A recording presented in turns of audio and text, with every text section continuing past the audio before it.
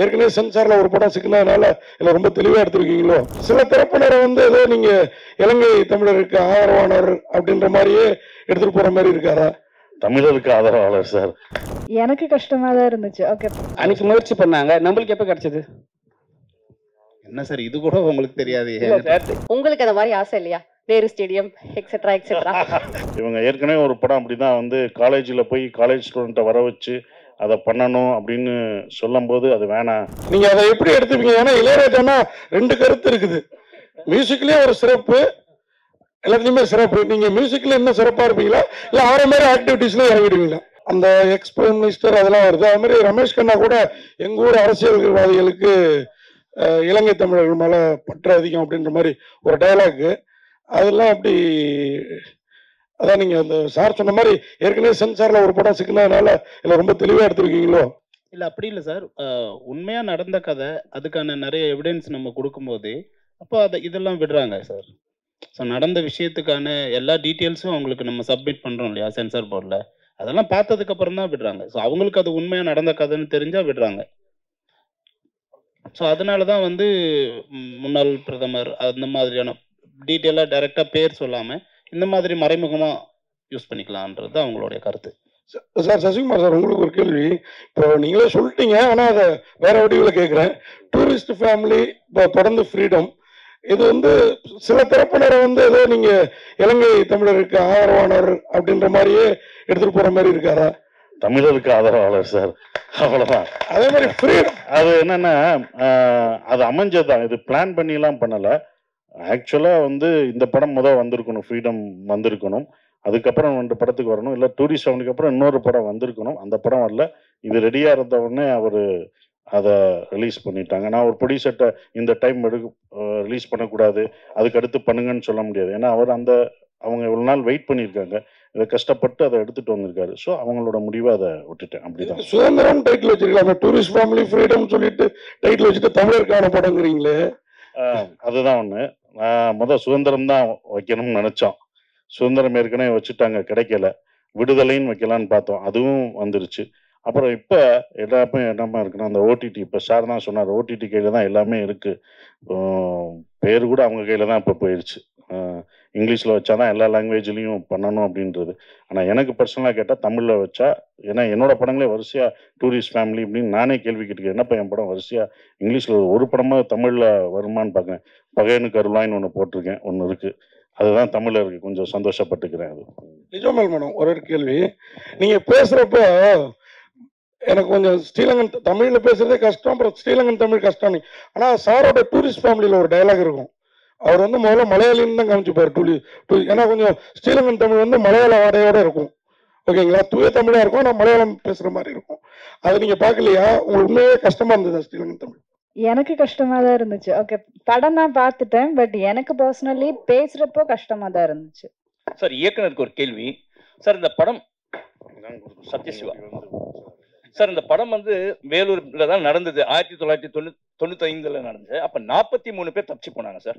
அந்த 43 பேரும் அன்னைக்கு வந்து கோர்ட்ல வந்து விசாரணை அப்போ வந்து அவங்க வந்து ரெஃப்யூஜிஸ்ன்னு சொல்லவே இல்லை, அவங்க வந்து திட்டவட்டமா விடுதலை புலிகள் அப்படின்னு தான் குறிப்பிட்டிருந்தாங்க.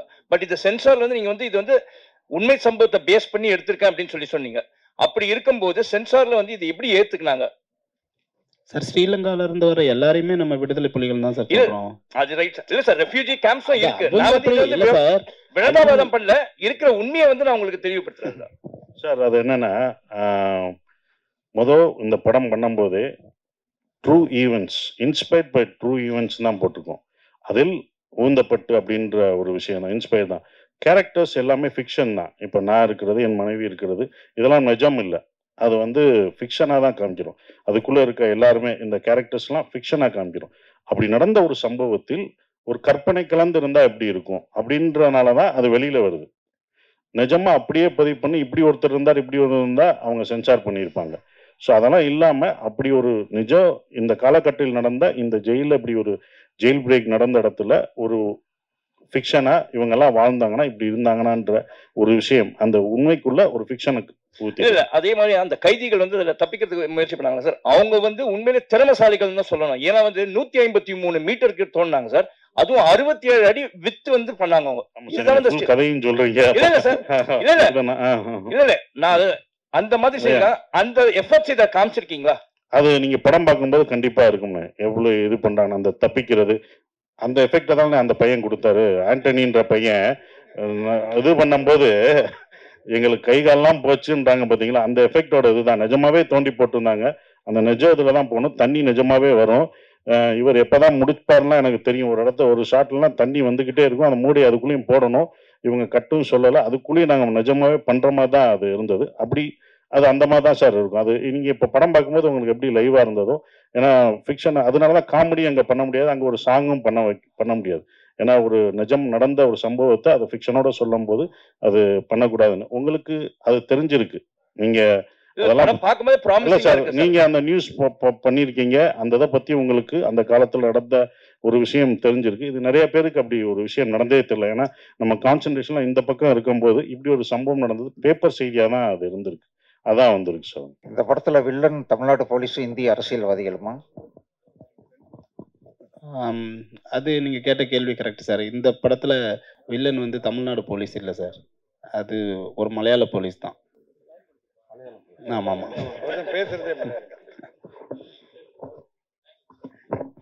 சார், ஃப்ரீடம் போட்டுட்டு ஆகஸ்ட் 14 ஏன் போட்டீங்க? எதற்காக சார்? அவங்க தப்பிக்கிறதுக்கு முயற்சி பண்ண நாள் அன்னைக்கு தான் சார்.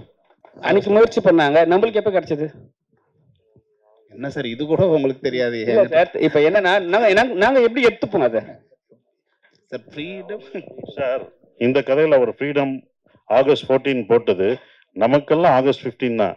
அவங்க தப்பிச்சாங்க பாருங்க, அது ஆகஸ்ட் 14. அவங்களுக்கு ஃப்ரீடம் ஆகஸ்ட் 14. அதான் சார். இப்ப அதே மாதிரி சீன்ல ஒன்று காட்டியிருப்பீங்க, இப்ப இருக்கிற ஆட்சி முறையை வந்து அவங்க வந்து லாஸ்ட் டைம் வந்து பண்ணும்போது ஒரு பெரிய இஷ்யூ ஆக்குனாங்க, சரிங்களா? இவ சொல்ல வேணாம். ஆனா வந்து அந்த கொடியை காட்டியிருக்கீங்க, அந்த போராட்ட கொடியில வந்து டிஎம்கே கொடி இருக்கு. இப்ப ஏதாவது பிரச்சனை பண்ணாங்கன்னா என்ன பண்ணுவீங்க? இல்லை சார், இது கொடியே இல்லை சார், அது சென்சார்ல அதெல்லாம் எதுவுமே காமிக்கல சார், அதுல கிடையாது சார்.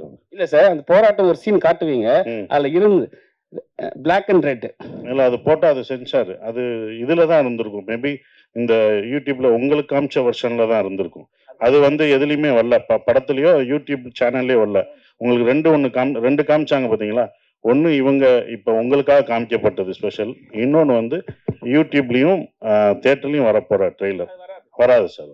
சசி சார், இந்த டூரிஸ்ட் ஃபேமிலி படம் 90 கோடிக்கு மேலே வந்திருக்கு, கிட்டத்தட்ட 100 கோடி வந்திருக்கு. ரொம்ப சந்தோஷமா இருக்கீங்க.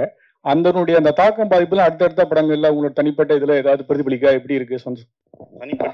தனிப்பட்ட பிசினஸ்ல, சம்பளத்துல, அடுத்தடுத்த விஷயங்கள்ல? அதான் அன்னைக்கு நீங்க கேட்டதுக்கு பதில் சொல்லிட்டேன்ல, உங்களுக்கு தான் அந்த பதிலே அன்னைக்கு சொன்னேன். நீங்க கேட்டதுக்கு தான் அன்னைக்கு பதில் சொன்னேன். அதை நான் உங்ககிட்ட சொல்லிட்டு போயிட்டேன்.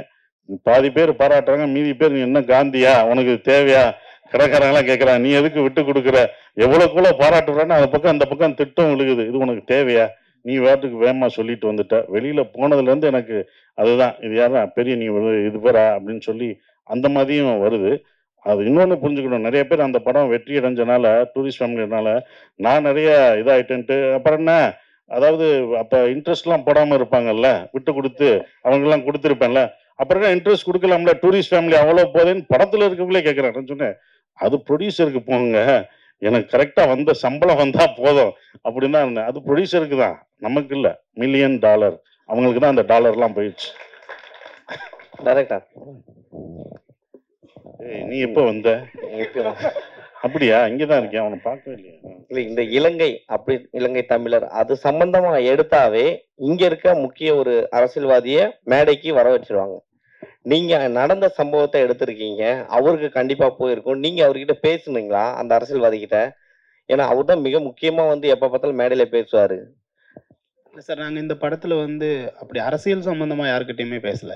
ஆனா உண்மையா பாதிக்கப்பட்டவங்க கிட்ட நிறைய பேசியிருக்கோம், அவங்களோட இன்புட்ஸ் நிறைய எடுத்திருக்கோம்.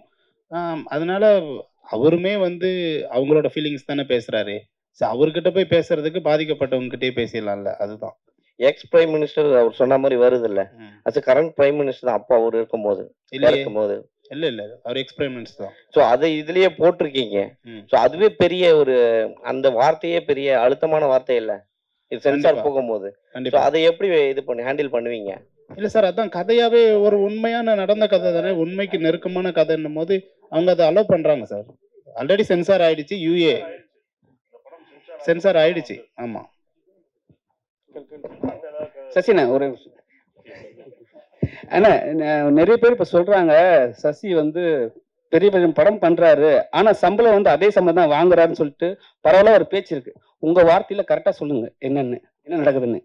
என்னன்னா நீங்க சம்பளம் வந்து அதே சம்பளம் தான் வாங்குறீங்க, சம்பளம் ஏத்த மாட்டேன்னு ஒரு விஷயம் சொல்லிருக்கீங்களா? அது உண்மையா என்ன? உண்மைதானே, அதான் இப்போ அவர்கிட்ட புலம்பிக்கிட்டு இருந்தேன். அதை சொன்ன பிறகுதான் எல்லாமே இதாகுது. அது உண்மைதானே, யாரும் தர்றதில்லை. நடிச்சது கொடுத்ததே வந்தாலே சந்தோஷம்தான். அதான் அப்படித்தானே. இது சத்யசிவா சாருக்கு வாழ்த்துக்கள் சசி. உங்களுக்கும் உங்க படக்குழுவுக்கும் ரொம்ப சிறப்பான ஒரு படம் எடுத்திருக்கீங்க. உங்க ஆர்ட் டைரக்டர் பேசும்போது ரொம்ப நெகிழ்ச்சி பூர்வமா இருந்தது. அவர் வந்து வாழ்க்கையில இங்க வந்து அதே கஷ்டங்களை பட்டிருக்கேன் அப்படின்னாரு.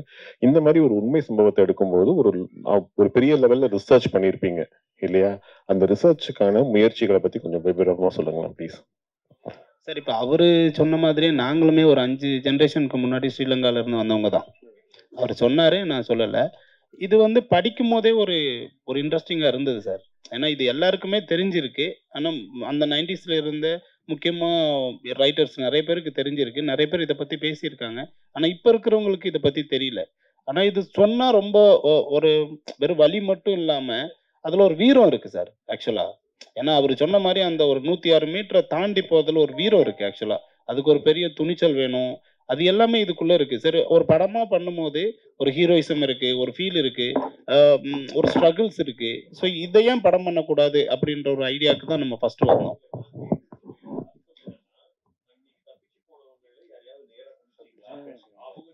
இல்லை சார், அவங்க டைரெக்டாக சந்திச்சு போனவங்க கிட்ட நம்ம பேசலை. ஆனால் சந்திச்சு போனவங்களோட உறவுகள் இருக்காங்கல்ல, அவங்க கிட்ட பேசணும். ஸோ அவங்க வந்து நிறைய விஷயங்கள் ஷேர் பண்ணிக்கிட்டாங்க. ஏன்னா அதில் தப்பிச்சு போனவங்க வந்து ஒரு 23 பேர் எங்கே போனாங்கன்னு தெரியல. ஒரு அதில் பேலன்ஸ் இருக்கிறவங்க மட்டும்தான் அரெஸ்ட் ஆனாங்க. அரெஸ்ட் ஆனவங்க கூட அதுக்கப்புறம் வந்து அவங்க மேலே தப்பு இல்லை, வெறும் தப்பிக்க பார்த்தது மட்டும்தான் அவங்களோட எண்ணம் அப்படின்னு சொல்லி கவர்மெண்ட் அவங்கள ரிலீஸ் பண்ணிடுச்சு. ஸோ அதனால அவங்க எங்கே இருக்காங்க அவங்களோட டீட்டெயில்ஸ் கிடைக்கல. நாங்கள் ஒரு 10 முகாமுக்கு போனோம். அந்த 10 முகாமில் பேசும்போதும் அதுக்கு கனெக்ட் ஆனவங்க இருந்தாங்க. ஸோ இந்த கேஸ் சம்பந்தமாக கனெக்ட் ஆனவங்க, அப்போ இருந்தவங்க, அப்போ இதை பார்த்துருப்பாங்க இல்லையா, அவங்க நிறைய இன்புட்ஸ் கொடுத்தாங்க. இதுதான் நாங்கள் பண்ண ரிசர்ச். நிஜமன் மேடம், நீங்க ஜெய் பீம் ஆகட்டும், இந்த படமாகட்டும், ஜெண்டில் உமன், காதல் என்பது படம் எல்லாமே உங்க வயசுக்கு மீறிய ஒரு மெச்சூர்ட் ரோலா நடிக்கிறீங்க. அது வந்து என்ன காரணம்? உங்களுக்கு வந்து ரொம்ப ஜாலியாக ஆடல் பாடல் அந்த மாதிரி இதெல்லாம் கமர்ஷியலாக நடிக்கணும்னு ஆசை இருக்கா, இல்லை இந்த மாதிரி கேரக்டரா உங்களை தேடி வருதா? எனக்கு வர்ற கேரக்டர்ஸ் அதிகமும் இப்படிதான். எனக்கு பெர்ஃபார்மன்ஸ் ஓரியன்டட் கேரக்டர்ஸ் பண்ணதான் பிடிக்கும், அவ்வளவுதான். சசி சார், இங்க இப்போ சில நடிகர்கள் பெரிய ஈவெண்ட் வச்சு அந்த மாதிரி இசை வெளியீட்டு விழாலாம் நடத்துறாங்க. உங்களுக்கு அந்த மாதிரி ஆசை இல்லையா? Nehru stadium etcetera etcetera. கேட்கவே சந்தோஷமா இருக்கு சார். நீங்க நல்ல மனிதர், உங்களுக்குன்னு ஒரு கூட்டம் இருக்கு இல்லையா? மதுரைக்காரங்களை எத்தனாலே வந்துருவாங்க. சோ அதனால கேக்குறேன். வேணாம், இதுவே நல்லாதானே இருக்கு, ஒரே நல்லாதானே போய்கிட்டு இருக்கு. அப்புறம் எதுக்கு அதை உசுப்பி விடுற? இதுவே நல்லா இருக்கு. இது இப்படியே இருக்கிறதா எனக்கு பிடிச்சிருக்கு. ஸோ இது நல்லா இருக்கு. நான் இத்தனை வருஷமா அவங்களதான்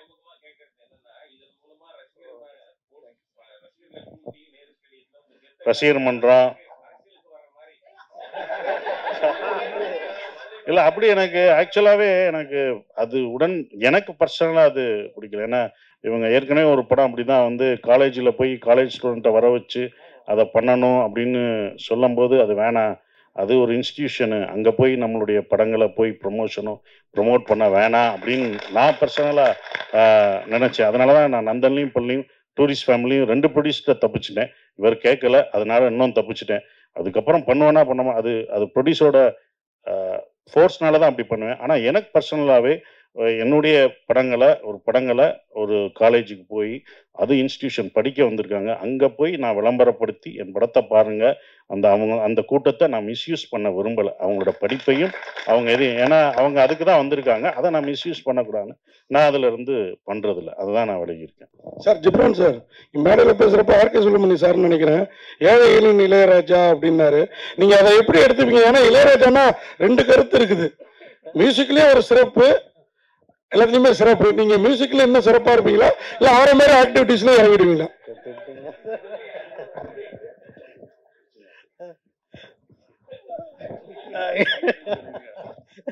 இல்ல சார், ஐயோ என்ன சொன்னாலும் மாட்டேனே.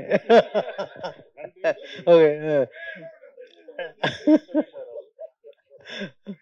இல்ல சார், எனக்கு நான் அவர் சொன்னது அது ரொம்ப பெரிய வார்த்தை, நான் அப்படிதான் பாக்குறேன். பட் எனக்கு வந்து ஸ்கிரிப்ட், நான் இந்த யார் நடிச்சிருக்காங்க அது எல்லாம் பார்க்கறத விட எனக்கு ஸ்கிரிப்ட், டைரக்டர்ஸ், அப்புறம் சில நேரம் இப்போ வந்து எனக்கு படம் முடிஞ்சதுக்கு அப்புறம் எனக்கு வருது. இப்போ இவங்க கிட்ட கூட சொல்லிட்டு இருந்தேன், நாகராஜ்னு டைரக்டர், இவங்க ஆக்ட் பண்ணியிருக்காங்க. ஸோ லாஸ்ட் வீக் அந்த படம் பார்த்தேன், எனக்கு ரொம்ப பிடிச்சிருந்துச்சு. ஸோ பிடிச்ச உடனே ஓகே இந்த படத்தில் நம்ம இருக்கணும், இந்த படம் நம்ம இப்படிலாம் பண்ணலாம் அப்படின்னு எனக்கு தோணி தான் நான் உள்ள வரேன். ஸோ அந்த அளவு தான் என்னோட சினிமா மேல இருக்க லவ் மட்டும்தான் நான் அந்த படத்து கூட கமிட் ஆகிறதுக்கு, வேற எந்த ரீசனும் இல்லை.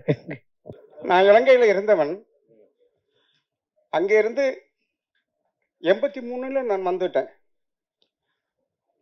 அதனால கேட்குறேன், காரைத்தீவு, முல்லைத்தீவு, யாழ்ப்பாணம், மட்டக்களப்பு, திருகோணமலை இந்த பகுதிகளில் தான் தமிழர்கள் அதிகமாக வாழ்கிறார்கள். அங்கே இருந்த அந்த மக்களை நீங்க சந்தித்தீர்களா? ஆமா ஆமா, கண்டிப்பா. அந்த மக்களோடு பேசினீர்களா? கண்டிப்பா. அவருடைய உணர்வுகளை நீங்கள் இதில் எடுத்து வைத்திருக்கிறீர்களா? நீங்க படம் பார்த்தீங்கன்னா உங்களோட ஃபீலிங்ஸுக்கான விடை கண்டிப்பா அதுல இருக்குங்க. உங்களோட ஆதங்கம் எவ்வளவு இருக்கோ அதை நான் விஷுவலா காமிச்சிருக்கேன். அதை தான் நான் சொன்னேன், நாங்கள் நடிக்கும்போதே உணர்ந்தோம். அப்போ அவங்களுக்கு எப்படி இருக்குன்னு நானும் மு. ராமசாமியா எனக்கு சொல்லிட்டு இருக்கும்போது அதை பற்றிலாம் சொல்லும்போது சொன்னாருன்னா, இப்போ படம் பார்க்கும்போது உங்களுக்கு அந்த இது தெரியும்.